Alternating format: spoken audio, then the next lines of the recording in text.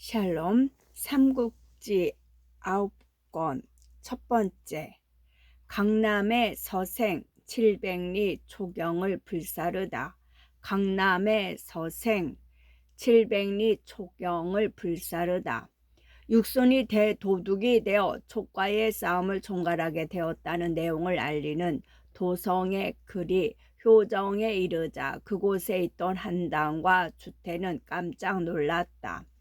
주상께서는 어쩌시려고 한나 서생에게 동호의 모든 군마를 맡기셨는가? 한당과 주태는 마주보고 그렇게 한탄하며 육손이 오기를 기다렸다. 우두머리 장수인 한당과 주태가 그러하니 그 아래에 있는 다른 장수들은 더 말할 나위도 없었다. 육손이 이르러도 도무지 그 명에 따를 마음이 되어 있지 않았다. 그러다가 육손이 대도둑의 장막을 치게 하고 의논을 시작하자 겨우 찾아보고 마음에도 없는 경화를 나타낼 뿐이었다. 그래도 육수는 아무 내색이 없더니 여럿이 다 보이자 문득 입을 열었다. 주상께서는 나를 대장으로 삼아 군사들을 맡기며 촉을 저부수라 하셨소. 군중에는 법이 있게 마련이니 공들은 마땅히 그 법을 지켜야 할 것이요 어기는 자는 왕법에 따라 멀고 가깝고가 없이 벌할 것이니 부디 뒤늦게 뉘우치는 일이 없도록 하시오. 제법 위엄서린 목소리였으나 장수들은 도무지 미덥지가 아니했다. 모두 씁쓸하게 입을 다물고 앉았는데 주태가 문득 일어나 말했다. 안동 장군 손화는 주상의 조카로서 지금 이릉성에서 매우 고단한 저제에 빠져 있습니다. 안으로는 양식이 없고 밖으로는 도러올 군사가 없으니 그보다 더 큰 어려움이 어디 있겠습니까? 바라건대 도둑께서는 빨리 좋은 계책을 마련하시어 소환을 구하고 주상의 마음을 평케해 드릴 수 있도록 하십시오. 말은 공손해도 실은 육손이 어떻게 나올나를 떠보는 수작이었다. 육손은 조금도 서두른 기색 없이 주태의 말을 받았다. 나는 진작부터 손환이 군사들의 마음을 잘 다루는 사람인 걸 알고 있었소. 그들과 더불어 틀림없이 그 성을 지켜낼 것이니 구하러 갈 것까지는 없소. 내가 족병을 깨뜨리고 나면 그도 절로 성에서 나올 수 있을 것이요.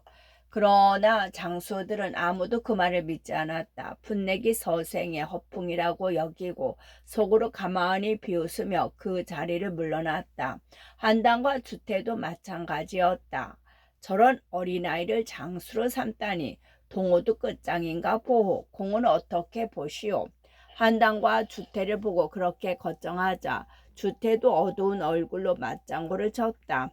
아까 한 말은 한번 그가 떠본 것인데 정말로 아무런 계책이 없는 듯하오. 어떻게 촉을 쳐부순다는 것인지 알 수가 없소이다. 장수들이 자신을 얕보는 걸 아는지 모르는지 육소는 다음날 그 첫 번째 영을 내렸다. 각처의 관과 험한 길목을 지키는 장수들은 모두 굳게 지킬 뿐 가벼이 나가 싸우지 말라. 그러나 장수들은 모두 그의 겁 많음을 비웃을 뿐 굳게 지키려 들지 않았다.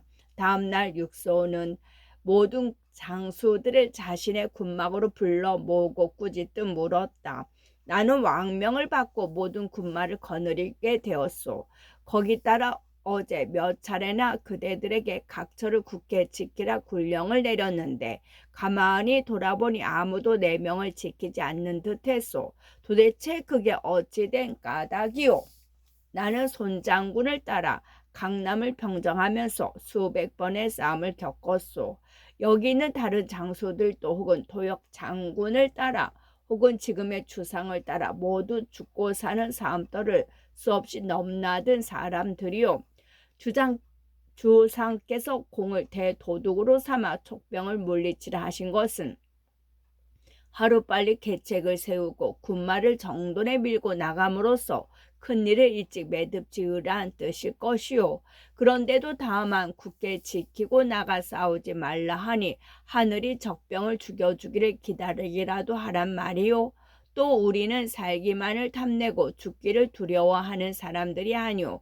그런데 어찌하여 그런 영으로 우리의 날카로운 기세만 꺾어 놓는단 말씀이오. 한당이 기다렸다는 듯이 그렇게 육손의 말을 받았다. 다른 장수들도 덩달아 한당을 편들었다. 한장군 말씀이 옳습니다.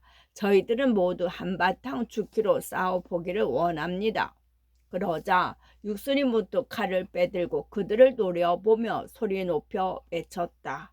내 비록 한낱 서생이나 지금은 주상의 당부에 따라 무거운 책임을 떠맡고 있다. 한 치의 땅이라도 얻을 수 있다면 어떤 욕됨도 찾을 수 있다.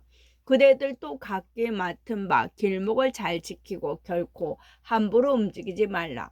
만약 이를 어기는 자가 있으면 모두 목을 베리라. 육손이 그렇게까지 나오니 다른 장수들도 더는 어찌하는 수가 없었다. 말없이 그 앞에 물러 나오기는 해도 속으로는 모두 분함을 이기지 못했다. 한편 선주는 효정에서부터 군마를 버려 세우며 전구에까지 이르렀다. 그 700리에 40이 넘는 영체를 세우니 낮에는 깃발이 해를 가리었고 밤에는 모닥불빛이 하늘을 훤히 밝혔다. 그런 선주에게 문득 세작이 달려와 알렸다. 동호는 육순을 대도둑으로 세워 모든 군마를 거느리게 하였습니다. 육순은 지금 제장들에게 영을 내려 길목을 지키도록 하고 있을 뿐 나와 싸우려고는 하지 않습니다. 육순은 어떤 사람인가? 듣고 있던 선주가 좌우를 돌아보며 물었다. 마량이 나서서 아는 대로 아뢰었다.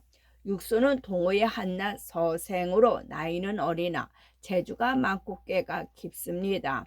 전에 우리에게서 형주를 뺏은 것도 모두 그의 꾀에서 나온 것이라 합니다. 그 말에 선주가 벌컥 화를 내며 소리쳤다. 그 더벅머리 놈이 속임수로 내 큰 아우를 죽게 한 바로 그 놈이로구나. 이제 마땅히 사로잡아 하늘 같은 이 하늘 씻으리라. 그러고는 급히 영을 내려 군사를 앞으로 나아가게 했다. 마량이 그런 선주를 말렸다. 육순의 재주는 결코 주요에 뒤지지 않습니다. 가볍게 맞서서는 아니 됩니다. 짐은 한평생 군사를 부리며 늙었다. 어찌 주둥이 노란 더벅머리 놈보다 못하겠느냐. 선주는 그렇게 소리쳐 마량을 물리치고 몸소 앞장서서 군사를 몰아갔다. 선주가 각처에 관해를 들이치자 한당은 얼른 사람을 뽑아 육순에게 알렸다. 한당이 함부로 나가 싸울까 걱정이 된 육순은 나는 듯 말을 달려 스스로 보러 갔다. 육순이 한당의 진체에 이르렀을 무렵 한당은 말을 타고 산에 올라 족병들이 쏟아져 나오는 형세를 바라보고 있었다. 산과 들을 덮으며 다가오는 족병들 가운데 누른 비단 해가리개가 희끗희끗 보였다. 한당이 그 해가리개를 유심히 바라보고 있는데 문득 군사 하나가 달려와 육순이 온 걸 알렸다. 한당은 얼른 육순을 맞아들이고 그와 나란히 서서 보다가 문득 한 곳을 손가락질하며 말했다. 저 군사들 가운데 틀림없이 유비가 있는 듯하오. 군사를 몰고 가 들이쳤으면 쉽소이다. 그러나 육순은 무겁게 고개를 가로저었다. 유비는 군사를 일으켜 내려온 이래 여남은 바탕이나 잇따라 이겨 지금 한창 그 기세가 날카롭소이다. 우리는 다만 높고 험한 곳에 의지해 굳게 지킬 뿐 가볍게 나가서는 아니되오. 나가면 반드시 불리할 것이니 장수들의 기운을 복도도 가만히 지키면서 그 변화를 살펴야 할 것이외다. 지금 저쪽은 평평하고 넓은 들판을 내다르면서 모든 게 저희 뜻대로 된 듯 거들먹대고 있소. 그러나 우리가 굳게 지킬 뿐 나가 싸우지 않으면 저희도 싸울래야 싸울 수가 없으니 반드시 산숲 속으로 옮겨 앉게 될 것이오. 난 그때 기계를 내어 저들을 접부수겠소. 한당은 육손의 그 같은 말에 입으로는 예예했으나 마음속으로는 아무래도 믿업지가 않았다. 가만히 물러나 육손이 하는 양만 살폈다. 이때 선주는 앞선 군사를 시켜 온갖 욕설을 퍼부으며 싸움을 걸어왔다. 육수는 귀를 막고 못 들은 채하며 나가 싸우는 걸 허락하지 않았다. 몸소 이곳저곳 진체를 돌며 군사들의 사기를 복돋우면서도 굳게 지키기를 명할 뿐이었다. 선주는 아무리 싸움을 걸어도 오군이 나오지 않자 조바심이 일었다. 마량이 다시 그런 선주를 일깨웠다. 육수는 헤아림이 깊은 사람입니다. 폐하께서 먼 길을 오셔서 싸움을 시작한 게 봄인데 이제 어느새 여름이 되었으니 아마도 육수는 그런 우리 편에 어떤 병고가 있기를 기다리는 듯 싶습니다. 부디 다시 한번 살펴주십시오. 그러나 선주에게는 그 말이 귀에 들어오지 않았다. 오히려 역정을 내며 마량의 말을 받았다. 제 놈에게 꾀가 있으면 무슨 꾀가 있겠는가. 다만 우리에게 겁을 먹고 움츠려 들었을 뿐이다. 앞서 몇 번이나 싸움에 져놓고 어찌 감히 나올 수 있겠는가. 그때 선봉을 맡고 있던 풍습이 찾아와 선주에게 아뢰었다. 지금 날씨가 매우 더워 군사들은 마치 불 속에 진을 치고 있는 듯합니다. 또 물을 얻기도 힘이 드니 아무래도 들판에서 진체를 옮기는 게 좋겠습니다.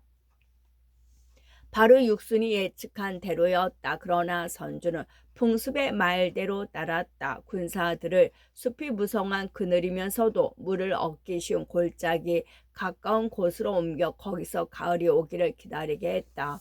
가을이 오면 한꺼번에 밀고 나가 결판을 내려는 속셈이었다. 마량이 걱정스러운 듯 물었다. 만약 우리가 진체를 옮기느라고 움직이는데 갑작스레 오병이 밀려오면 어쩔 작정이십니까? 선주도 그만 생각은 할 줄 알았다. 짐은 오반에게 늙고 힘없는 군사 만여 명을 주어 들판으로 나아가게 하고 스스로는 발천에 날린 군사와 더불어 산 골짜기에 숨어 기다릴 것이다. 육수는 우리가 진체를 옮기는 줄 알면 반드시 그 틈을 타 쳐들어올 것인바. 그때는 오반에게 거짓으로 져서 쫓겨오도록 한다. 만약 육순이 뒤쫓아오면 짐이 갑자기 뛰쳐나가 돌아갈 길을 끊고 그 어린 놈을 사로잡아 버릴 것이다.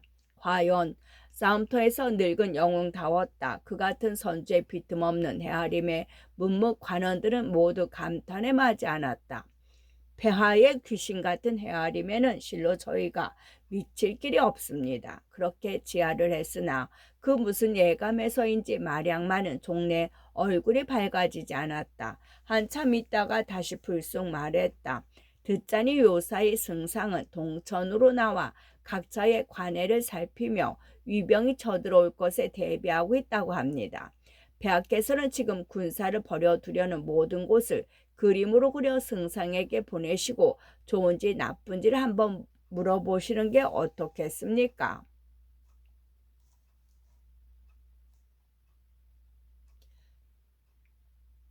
그러자 선주의 얼굴이 성가신 듯 굳어졌다. 짐도 또한 병법을 알 만큼은 안다. 그런데 무엇 때문에 승상에게 다시 물어야 한단 말인가? 옛말에 이르기를 이쪽 저쪽 다 들어두면 밝게 알 수 있지만 한쪽만 들어서는 막히는 구석이 있게 마련이라 했습니다. 바라건대 폐하께서는 그 점을 살펴주십시오. 마량이 부드럽게 선주의 역정 섞인 말을 받았다. 그제서야 선주도 마하지 못한 듯 허락했다. 그렇다면 그 일은 경이하도록 하라. 각 영체를 돌며 자리 잡은 땅 모양과 길목을 모두 그림으로 그린 뒤 동천으로 가서 승상에게 보여주며 물어보라. 그리고 만약 그릇된 곳이 있으면 되도록 빨리 돌아와 알려주도록 하라. 이에 마량은 모든 영체를 그림으로 그려 동천으로 가고 선주는 군사들 모두 더위를 피할 수 있는 숲 그늘로 옮기는 일에 들어갔다. 이 같은 족의 움직임은 곧 세작에 의해 오군의 귀에도 들어갔다. 먼저 그 소식을 들은 한당과 주태는 크게 기뻐하며 육순을 찾아보고 말했다. 지금 족병은 40곳 영체를 모두 숲에 짓고 개구를 낀 골짜기로 옮기고 있소. 더위를 피하고 물을 쉽게 얻으려는 뜻인 듯 하외다. 도둑께서는 이 어지러운 틈을 타 적을 치면 반드시 이길 수 있을 것이오. 그러자 이번에는 몸을 사리기만 하던 육손도 기쁜 얼굴로 그들의 말을 따랐다. 자신이 바라던 변화가 온 것이라 믿음 때문이었다. 육수는 스스로 군사를 이끌고 족병들이 진치고 있던 곳으로 달려갔다. 그러나 바로 싸움에 들어가지 않고 잠시 멈춰서서 살피는데 아무래도 좀 이상했다. 들판에 아직 한 곳 족병이 머물러 있기는 한데 그 수는 잘해야 10,000명이 되지 않았다. 거기다가 그나마 대반은 늙고 약한 군사들로 이루어져 있었다. 다만 선봉 5반이라 크게 쓴 깃발만이 위세 좋게 바람에 벌럭일 뿐이었다. 내가 보기에 저까지 군사는 아이들이 모여 장난하는 것이나 다름없소. 한 장군과 길을 나누어 적을 치도록 해주시오. 만약 이기지 못하면 어떤 군령이라도 달게 받겠소.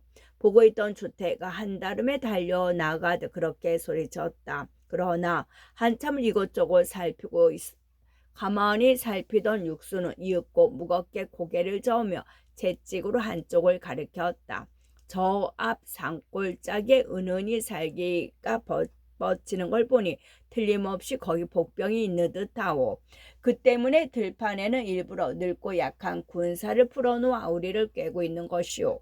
공들은 결코 함부로 나아가서는 아니되오. 그제서야 다른 장소들의 얼굴에도 은근히 두려워하는 기색이 떠올랐다. 다음 날이 되었다. 오병이 생각대로 움직여주지 않자 이번에는 족병들 쪽에서 움직였다. 오반이 군사를 이끌고 오병들이 지키는 관 앞에 이르러 싸움을 걸었다. 세력을 뽐내는가 하면 온갖 욕설을 퍼부어 대다가 마침내는 갑옷을 벗어 던지고 벌구숭이가 되어 들어눕기도 했다. 참자 못한 서성과 정봉이 우쭈르르 육순에게 달려가 말했다. 족병들이 우리를 깔보기가 너무 심합니다. 바라건대 저희들을 내보내 주십시오. 나가서 혼쭐을 내고 돌아오겠습니다. 공들은 혈기만 믿고 나섰지. 손자 오자의 병법은 모르는 듯하오. 저것은 바로 우리를 깨어내려는 계책이오. 사흘 뒤면 반드시 적의 속임수라는 걸 알게 될 것이외다. 육순이 빙긋 웃으며 서성과 정봉의 말을 받았다. 아무래도 믿기지 않은지 서성이 나아지듯 물었다. 사흘 뒤 적의 영체가 모두 자리를 잡게 되면 그때는 어떻게 접으시겠습니까? 나는 바로 적이 그렇게 영체를 옮기기를 바라고 있소이다. 육순이 긴 풀이 없이 대꾸했다. 육손의 속셈을 알 리 없는 장수들은 모두 그 겁많음을 비웃으며 물러갔다. 사흘 뒤 오반은 정말로 육순이 말한 것처럼 군사를 물리기 시작했다. 관 위에서 여러 장수들과 함께 그걸 보고 있던 육순이 한 곳을 손가락질하며 말했다. 저곳에 살기가 일어나고 있어. 틀림없이 그 산골짜기에서 유비가 뛰어나올 것이오. 과연 그 말이 끝나기도 전에 갑옷 투구를 단단히 갖춘 족병들이 선주를 에워싸듯 하고 지나가는 게 보였다. 그걸 본 오병들은 모두 간담이 서늘했다. 내가 오반을 치자고 하는 공들의 말을 따르지 않은 것은 실은 이 때문이었소. 그러나 이제 복병이 이미 모습을 드러냈으니 적도 계략이 다한 셈이요.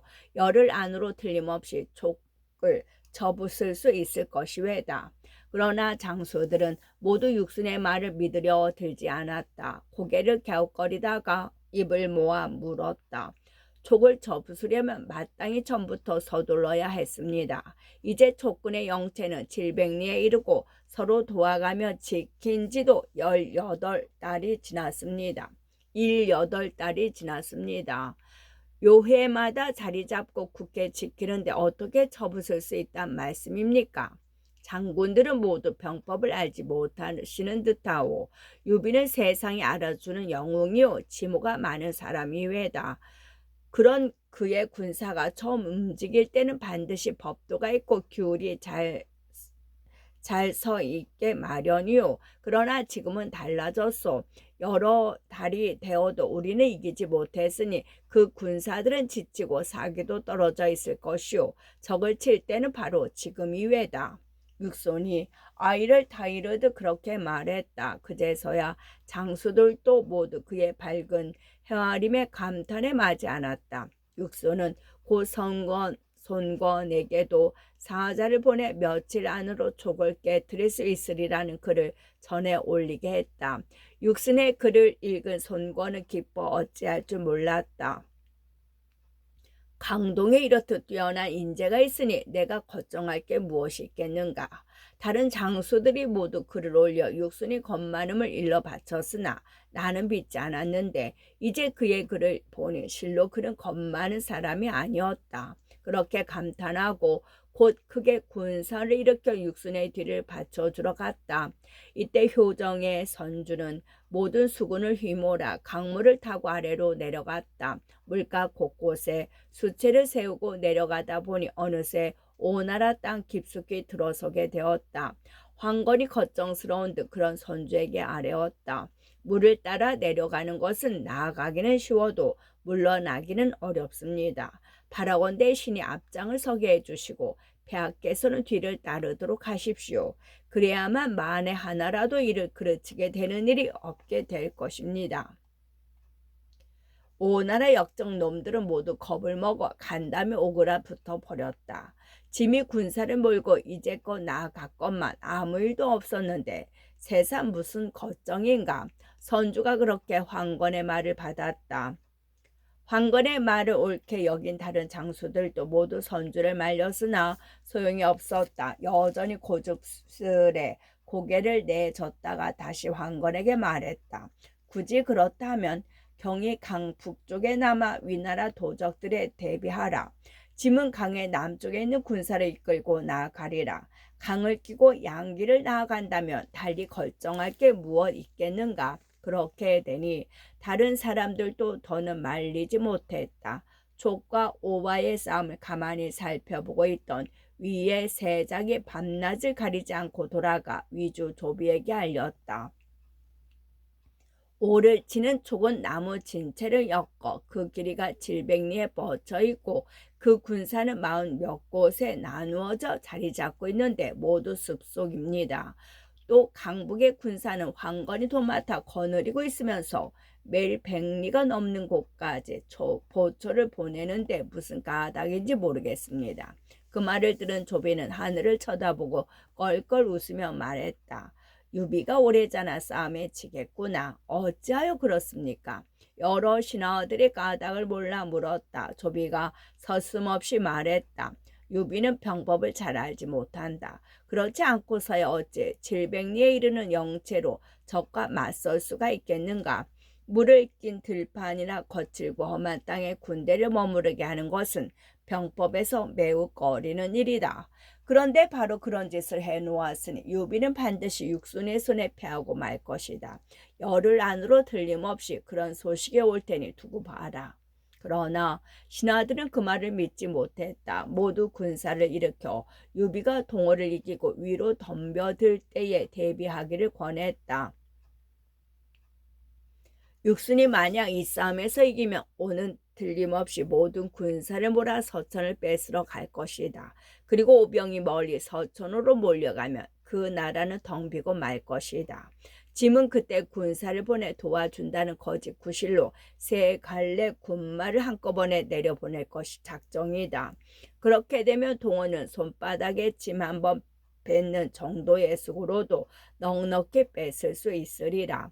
조비가 그같이 대답했다. 그제서야 모든 벼슬아치들이 엎드려 절하며 조비의 빈틈없는 머리씀에 감탄을 드러냈다. 조비는 조흥에게 한 갈래 군사를 주어 유수로 나아가게 하고 조유는 동구로, 조지는 남군으로 나아가게 했다. 그대들 세 갈래 군마는 미리 정한 날짜에 맞추어 몰래 동으로 지쳐들라. 짐도 그 뒤를 따라 내려가 그대들을 거두리라. 그게 그들 세 장수에게 가만히 일러준 조비의 명이었다. 한편 그때 마량은 서천에 이르러 공명을 찾아보고 그려간 영체의 도본을 받쳐 올리며 말했다. 이번에 영체를 옮기면 우리가 차지하고 있는 그 길이는 강을 끼고 옆으로 700리, 군사가 머문 곳은 40이 넘습니다. 모두 개울가의 숲풀이 무성한 곳이지요. 주상께서는 이 마량에게 그곳의 형세를 그림으로 그려 승상께 보여드리라 하셨습니다. 한번 보시고 옳고 그름을 일러 주십시오. 그림을 받아 살펴본 공명이 문득 손뼉을 치며 괴롭게 소리쳤다. 도대체 누가 주상께 이따위 진체를 치도록 말씀드렸는가? 목을 베어 마땅한 자다. 주상께서 몸소 하시립니다. 어느 누구도 권하지 않았습니다. 마량이 사실대로 대답했다. 그러자 공명이 단식했다. 한조의 기수도 이제 다 했구나. 그게 무슨 말씀입니까? 마량이 놀라 물었다. 공명이 한층 괴로운 표정을 지으며 말했다. 숲이 짙고 험한 땅을 껴안고 영체를 엉는 것은 병가에서는 몹시 거리는 바다. 만약 적이 불로 공격하면 무슨 수로 벗어나겠는가? 또 영체를 700리나 되도록 늘어 세웠으니 무슨 군사로 그 긴 전선에서 적을 막아낼 수 있겠는가? 화가 머지 않았구나. 육순이 굳게 지키며 나와 싸우지 않은 것은 바로 이것을 기다리기 위함이었다. 그대는 빨리 돌아가 주상을 뵙고서 영체를 고치라 아래라. 그대로 계셔서는 결코 아니 된다. 만약 오병이 이미 싸움에 이긴 뒤면 어찌해야 합니까? 육수는 함부로 우리 군사를 뒤쫓지 못할 것이다. 성도를 지키는 것은 걱정하지 않아도 된다. 그러자 마량이 논란 중에도 한 번 더 물었다. 육순이 왜 뒤쫓지 못합니까? 위병이 자기들의 뒤를 들이치는 게 두렵기 때문이다. 만약 일이 잘못됐으면 주상께서는 백제성으로 피하시도록 말씀을 드려라. 나는 서천으로 돌아오자마자 북부에 이미 10만의 군사를 보내놓았다. 그러자